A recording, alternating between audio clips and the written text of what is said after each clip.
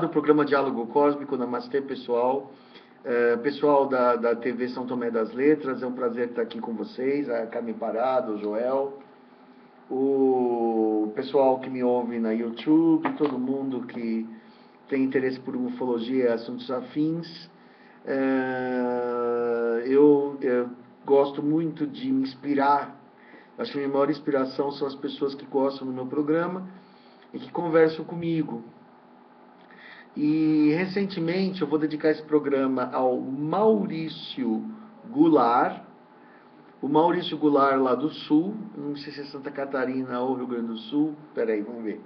O Maurício Goulart, ele é do... deixa eu ver aqui pelo perfil. O Maurício, eu sempre troco os estados e a cidade das pessoas. As pessoas me falam assim, eu estou aqui numa cidade que aparece muito UFO. Eu falo assim, mas que cidade? Porque eu tenho que olhar no perfil para ver onde a pessoa mora, né? Então, assim, muitas vezes é difícil eu lembrar de onde mora todo mundo. E, por exemplo, começou uma amizade mais sobre... Mora em Santa Maria, Santa Maria, Rio Grande do Sul. Tá. Bom, esse Maurício, ele me fez uma pergunta muito interessante, né, com relação àquela pirâmide de Marte. Encontraram agora recentemente a NASA às vezes vela, às vezes solta as coisas, né? Eles mostraram uma foto que foi considerada autêntica, corroborada pela própria NASA, de uma pirâmide, de um tamanho de um carro, e ela é triangular e ela é um triângulo perfeito, é um triângulo isósceles. É, quem lembra um pouco de geometria, existem três tipos de triângulo. Existe o triângulo equilátero, que tem os três lados iguais, 3, 3, 3, vamos dizer, 2, 2, 2, 1, 1, 1. Existe o isósceles, que tem dois lados iguais, que é o caso desse que a gente vê lá em Marte, que vamos supor tem 3, 3 e a base um pouco mais estreita, vamos dizer 2, ou mais larga, 5, ou qualquer coisa.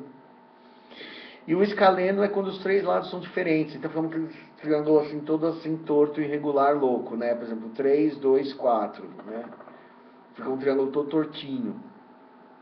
O que se encontra lá em Marte, ele tem uma simetria bilateral, ele é isósceles. Ele não é equilátero igual aos três lados, mas ele é igual em dois lados. E alguns céticos, né, tiveram a ousadia, eu considero a ousadia de dizer que aquilo era erosão natural da água, que teve água em Marte e que aconteceu uma erosão da água, conforme a água bateu, a água de uma cachoeira, vamos dizer, bateu na pedra, formou aquele triângulo isósceles, né? Eu achei engraçadíssimo porque, por exemplo, eu gostaria que alguém me levasse em alguma cachoeira ou água ou rio, onde tem uma pirâmide perfeita feita pela água, entendeu? Eu quero que alguém me mostre na terra. No Rio de Janeiro tem um monte de pedra, nos rios, pedra da Gávea. Eu quero que alguém me mostre algum lugar uma pedra triangular natural que não seja um cristal. Existem cristais que têm formas pontudas e tal, mas onde uma água feita pela erosão, uma pedra feita pela erosão da água que gere um triângulo perfeito. Isso é uma coisa louquíssima, entendeu? Então, eu achei hilariante essa explicação, né? Assim, com esse tipo de explicação assim, tapa o sol com a peneira tão mal tapado que fica mais prova ainda de que aquilo é real. Eu lembro, por exemplo, que a mesma coisa aconteceu quando a Viking mostrou em 75 a pirâmide, a face de Marte, né? Na cratera Sidônia. E a face de Marte ela era tão perfeita, né, tão bonita, que assim, a gente via claramente um rosto, com proporções assim, quase de escultura grega, aquela coisa. E aí depois, recentemente, a Curiosity mostra um treco todo borrado e fala assim, isso que a Viking fotografou mas porque a tecnologia melhorou, a gente vê com nitidez que não é nada, que é uma pareidolia, né? Pareidolia é quando você vê carinhas em nuvens, em rochas, né? Fala assim, gente, como é que pode ter piorado? É lógico que, por exemplo, que eu acredito mais na foto antiga, que é anterior ao Photoshop, e que mostra um rosto bem feito, mostra um rosto claro, simétrico. Depois eles mostram uma coisa toda assim apagada. Mas, por exemplo, hoje em dia a tecnologia de computação, você distorce as coisas como você quiser, né? Então, o próprio Curiosity deve ter um sistema de apagar coisas que não é conveniente mostrar. Tem um Photoshop interno dele, talvez possa fazer à distância. Já chega na Terra manipulado, né? Eu acho, né? Agora, por exemplo, é curioso como existiu vida na Terra, em Marte, vida inteligente. Outra coisa que eu considero como prova é o garoto Borisca, né? Eu considero o Borisca verdadeiro. O Borisca, ele falava que ele tinha nascido uma vida passada em Marte, e que Marte tinha montanhas, cidades, vales, etc. Era um planeta verdejante, e que aconteceu alguma desgraça, ele ficou daquele jeito, né? E hoje em dia a vida em Marte que a gente tem é o que a gente tem os extraterrestres em bases na Lua e tal, em bases subterrâneas. Existe vida, mas não é vida natural, vida de superfície, né? Você pode estabelecer uma base com vida numa lua de Júpiter e tal, e não ser originalmente de lá. Se o planeta está inóspito, como por exemplo a Terra tem vida natural de superfície, entendeu? Mas o planeta pode morrer e você pode construir bolhas de vida lá embaixo com a tecnologia ET. Então existem até umas outras fotos que são muito interessantes da superfície de Marte, que mostram uns túneis, né? Com a gente vê uns túneis como se fossem umas rachaduras, umas listras, né? Como se fossem umas coisas estruturais, parece uma minhoca, né? Mas cada anel é um anel estrutural, aparentemente, meio para dentro, meio para fora da Terra, né? E o que é mais interessante, que eu acho mais lindo, particularmente, é Sidônia. Perto das faces tem outras estruturas de linha reta ou de ângulo que formam uma série de pirâmides. Pirâmides, mas assim, não são como as pirâmides egípcias que têm 4 faces. São pirâmides com 6, 7, 4, 5 faces, 5, 6, 7 faces, formando uma coisa meio adiamantada, meio acristalada, né? Parece que, por exemplo, se a gente for pensar as culturas, né? Por exemplo, a cultura africana lá, tribal, faz as casas redondinhas, né? O homem ocidental, por exemplo, já na Grécia, em Roma, no Egito, já fazia as coisas baseadas no quadrado e no retângulo, né? Construía tudo reto, né? E essa civilização parece que construía tudo meio triangular, meio acristalado, na forma desta pedra encontrada, nessa forma isósceles. Parece que esse é o bloco básico da arquitetura deles. Construir coisas meio triangulares, meio acristaladas, forma que nem uma tenda de circo, né? Tem aquelas várias facetas, né? Você entendeu? Forma aquele tipo de estrutura que é meio abobadada, mas que ao mesmo tempo é meio piramidal. Por exemplo, se você pegar, quem entende de geometria, acho que se alguém gosta de geometria um pouco, as cúpulas geodésicas, por exemplo, elas são bolas, né, feitas de pequenos triângulos.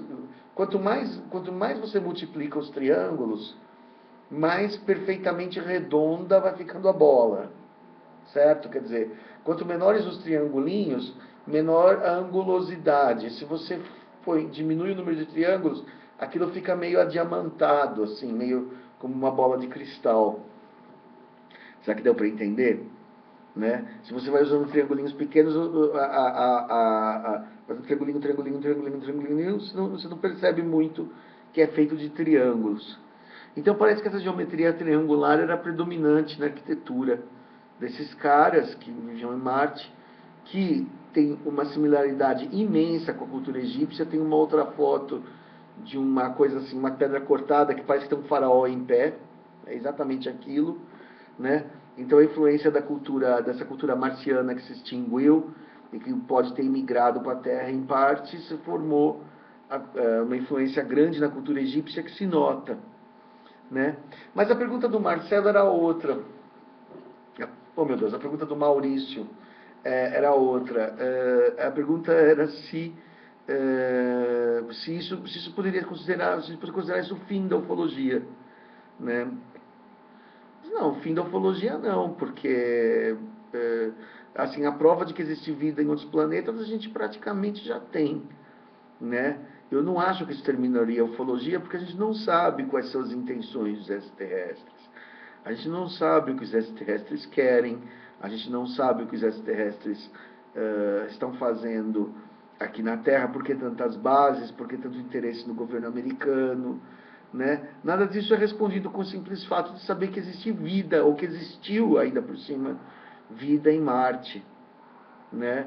Então isso não encerra a questão. Por exemplo, eu não abandonaria as minhas vigílias ufológicas, o ufologia, sabendo, sim, teve uma cidade em Marte, tá? Então, para mim está provado, acabou. Porque não é tão simples. Aí vem a segunda pergunta, vem a exobiologia, né? Como é essa vida lá fora? Como são esses seres? Como eles vivem? Onde eles moram? Né? Se um extraterrestre diz para você assim, eu venho de Zeta Reticuli, no caso dos Greys, ou eu venho da constelação do Draco, entendeu? Ou de Orion, isso é suficiente informação? Não, não é. Ele pode ter mentido, ele pode dizer que vem de qualquer lugar, não vai fazer muita diferença, né? E nem vai adiantar para você, e nem vai satisfazer sua curiosidade. A ufologia só terminaria, né, se a gente conseguisse um contato aberto, se os OVNIs descessem nas grandes cidades mundiais e assumissem, né, a sua nova situação. Falassem, olha, nós estamos aqui na Terra, nós somos assim, visitantes que já estiveram aqui antes, e nós vamos agora dialogar com vocês abertamente, através de televisões e tal, entendeu? Em programas de televisão, e vocês vão responder suas perguntas. Coisa que eles não têm a menor intenção de fazer. Eu não acredito realmente nisso, eu não vejo essa possibilidade, entendeu? Então, assim, eu acho que assim, a ufologia está longe de acabar. Infelizmente, seria maravilhoso acabar com esse mistério e poder relaxar e aprender sobre o universo de uma forma real, a riqueza do universo, em vez de ficar nessa condição medieval que a gente está. A gente sabe tanto sobre os ETs quanto a Rainha Isabela e o Cristóvão Colombo sabiam das Américas, né? Dizem que existia na época da Rainha Isabela um mapa, que até pode ter sido produzido por extraterrestres, de um capitão turco chamado Piri Reis.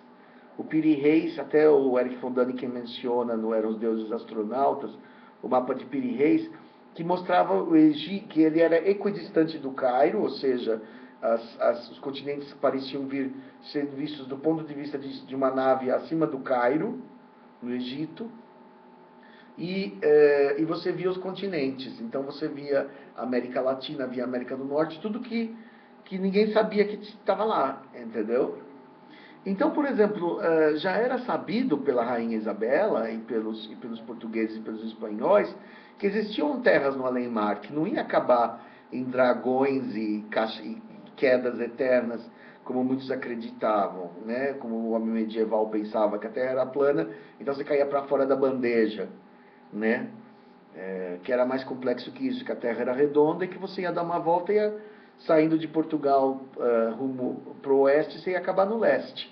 Se é redondo, você faz a volta. Mas quando eles chegaram nas Américas, na verdade em Cuba, né? A primeira portada do Colombo foi em Cuba. Eles não tinham a menor ideia do que tinha ali, o que ia acontecer com esse... Opa, espirrou. O que ia acontecer com a sociedade, que tipo de gente morava lá, que tipo de cultura morava lá, né? E na verdade não aconteceu, eles encontraram